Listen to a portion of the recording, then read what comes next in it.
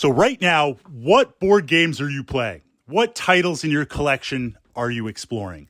One of the things that I talked about when we were exploring different board gaming personalities, different games that we like to play, I have three groups.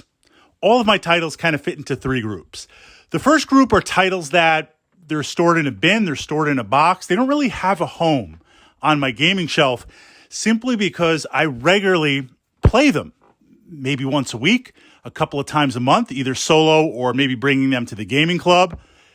Those titles kind of sit next to my gaming table, ready to go. The second group of games are games that I really enjoy, but they kind of require the stars to align properly to play. Games like TI, Twilight Imperium. Games like Kingdom Death Monster, fantastic gameplay, but it is not something that you casually play. These are games that require a certain setup. Another great example would be Descent, First Edition. That's like an all-day Saturday or Sunday event. I would love to play these games more, and I aspire to play them, but they get played maybe 10 times a year or so. It's the type of thing that we schedule in advance. Hey, do you feel like playing this game? Let's take a look and let's do it. And then there are third collection games where I really enjoy them. I love playing them, but there's a lot of crossover, so they don't get played as much, primarily because I'm playing the first focus of it. A great example, Relic or Space Hulk. These are games based in the Warhammer 40,000 universe. I play a lot of Warhammer 40K, so most of the time I'm playing 40K. In terms of those games, playing those, well, if I'm not playing 40K, occasionally we'll dip into them. So these are titles that I enjoy, but they overlap with other areas in terms of role-playing games and war games. So within that, I've got the gaming table set up, ready to go, playing solo games. Depending on the size of the game, because certainly there's an example like Talisman. I love playing Talisman. I've been pushing up a lot of tactics, and we're getting ready for round 2 to the Talisman playlist.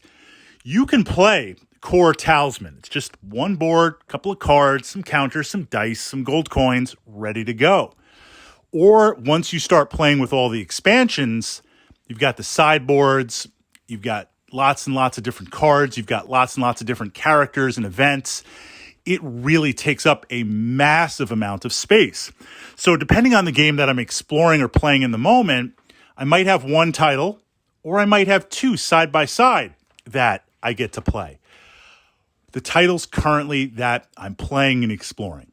Well, the first should be a pretty easy guess because out of all the titles in my collection, this is one that I regularly play and I've played the most. Runebound. 2nd edition, 3rd edition. Just in terms of play, I've had Runebound 2nd edition much longer. I mean, I think it dropped in 2008? So just on time on the table, longevity, it has a lot more logged plays. But 3rd edition's been out for a while too, and it's catching up. There's a lot of things I really like about the game. It does a lot of things really well, just good enough to deliver that experience. It's great to play solo, make your way through the different quests, play through the different storylines. That's regularly on my table. I've also got Dark Souls. Now, Dark Souls is kind of hit or miss because it's faithful to the game in that you have to kind of grind, you have to kind of unlock patterns, and depending on the character configurations and the monsters that you're facing, before you even get to boss monsters and things like that, they may be a little bit hard for your character build. It's not a fair game. The digital adaptation, or I should say the digital game itself, it's not exactly a fair game. So from that perspective, it's kind of hit or miss with whether one might enjoy it or not. But for what it does, I really, really enjoy playing it. So I've got that in rotation. I'm working on, and I say working on because I think I'm kind of playing it correctly. I mean, we've still got to get a couple of more playthroughs before I can wrap my way through the rules, and then certainly I'll be pushing up to its own playlist. Skyrim, the board game. Playing that, I can't even tell you how many hours that I've put into Skyrim digital. The only thing that we need to make that complete, and they won't pull a Diablo and ruin it with microtransactions and just absolute like what we were hoping for, but not what we got. Can you imagine? And we could do it. They could do it. Interface might be a little bit challenging, so maybe you get rid of crafting and a few other things. Skyrim mobile, not what's passing for the mobile game that's out there, which is just kind of a farming game. No, I'm talking about like proper Skyrim. That would be legendary. That would absolutely change everything. And I can counter that by saying, what is it? Xbox. We're digging back to the beginning of time here. Xbox 360, Alien Isolation, fantastic game. Love playing it. Still, as a grown adult who has had many life experiences, Alien Isolation still kind of scares me if the lights are off.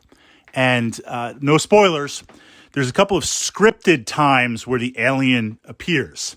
So you know it's going to appear. That's pretty scary for a video game, how it manifests itself. But then, at other points in the game, again, no spoilers, the alien randomly appears or might randomly appear, runs around, hunts you, opens things, tries to find you. The AI, I don't know what secret sauce they have for the AI, but it's fantastic. It is fantastic. If they could port that AI secret sauce from digital to a board game, that would be amazing. But I say that because that was Xbox 360 was its first incarnation. And Skyrim, first one, playing that on Xbox 360.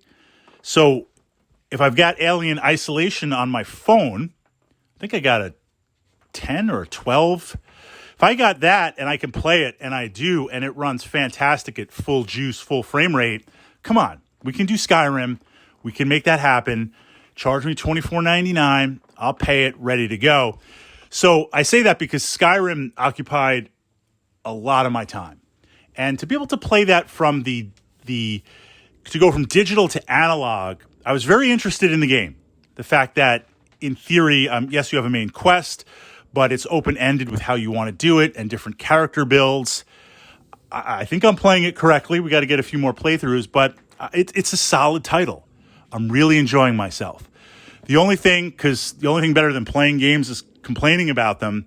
The only minor gripe that I have is the graphics are from the game. And I got to wonder where some of them look really okay. Some of them are a little awkward looking where it's like, really, that's what you pull? They could have cleaned them up. They could have, I don't know, run some Photoshop. Somewhere out there, one of you guys is like the Photoshop master. You could have done something to clean it up. Was it like we don't want to pay to have a graphic artist redo everything, so we're just pulling the stills from the game and cooking them and ready to go? Was it we're trying to port the digital to analog and make the analog feel like you're playing digital, so we want to do that? I don't know quite why.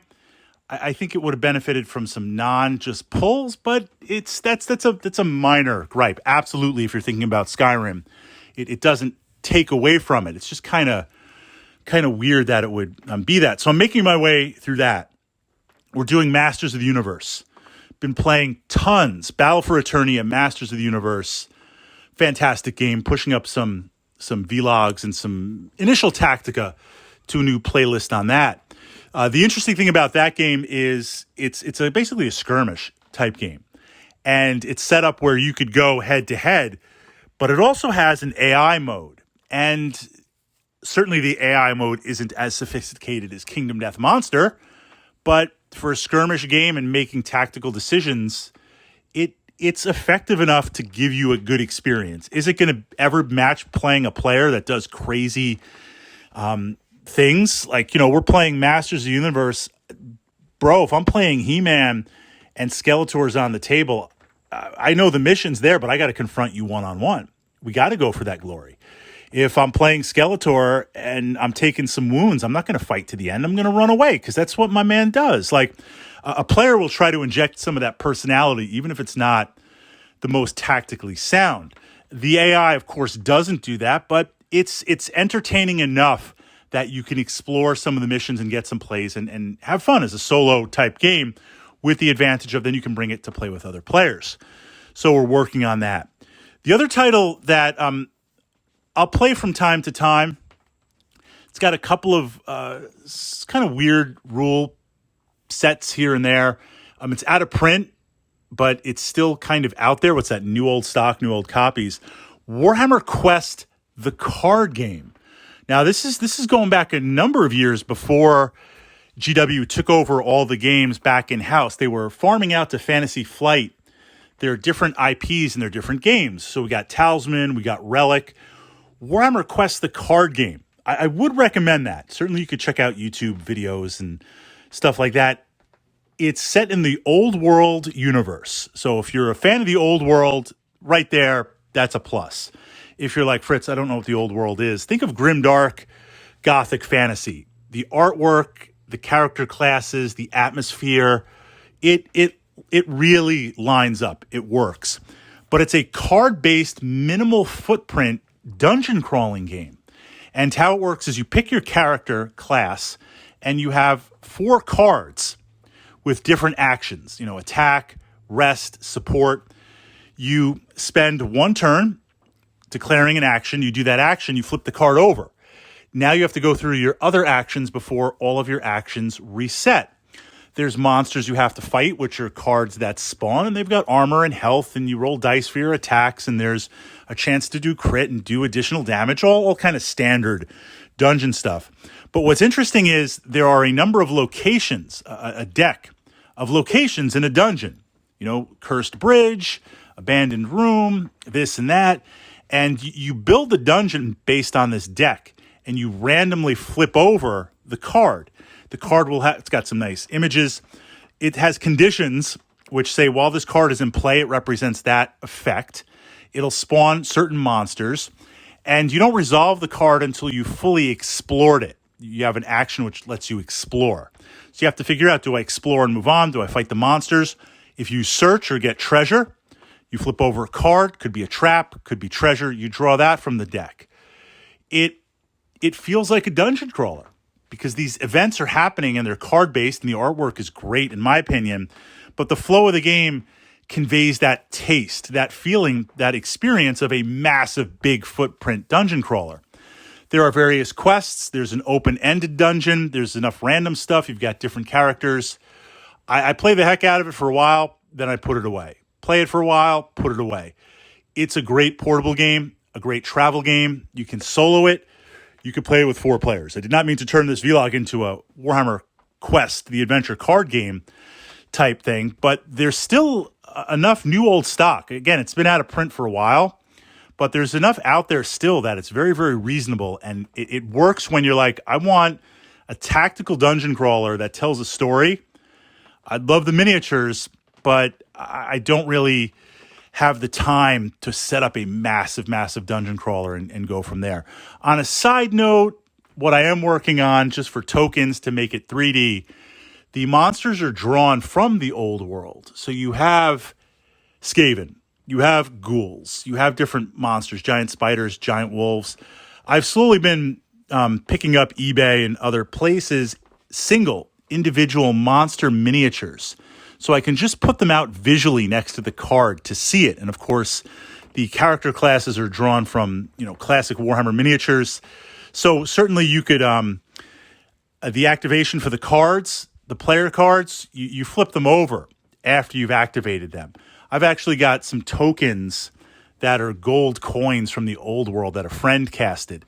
So I have those that you put on each card to show that you've exhausted it. So you can, really bling it out and make it look great. And I've done that.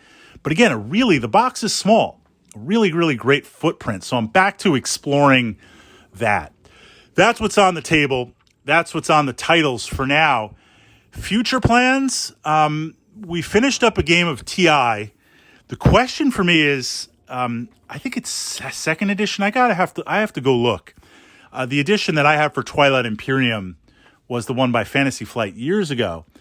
I'm wondering, I'm really wondering, do I get the reprint now? Do I get the revised edition and jump with that? Is there enough of a difference in terms of minor tweaks and adjustments where it warrants that?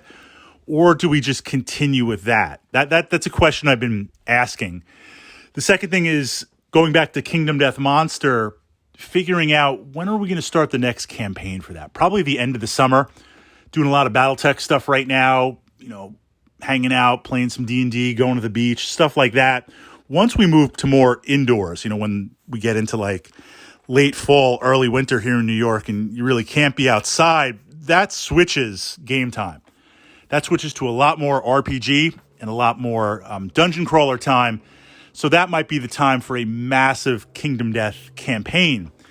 The question there, of course, is I would look for some feedback if you have the game, if you're interested in the game, or even if you're just curious about tactical decisions.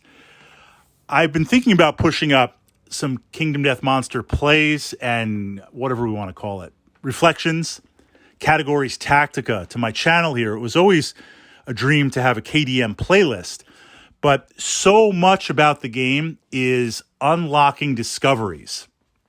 Essentially, you begin the game by waking up just in this kind of dark realm, attacked brutally by this gigantic lion. And all you have is this kind of founding stone, this magical stone in your hand. You defeat the lion and hopefully not get killed in the process.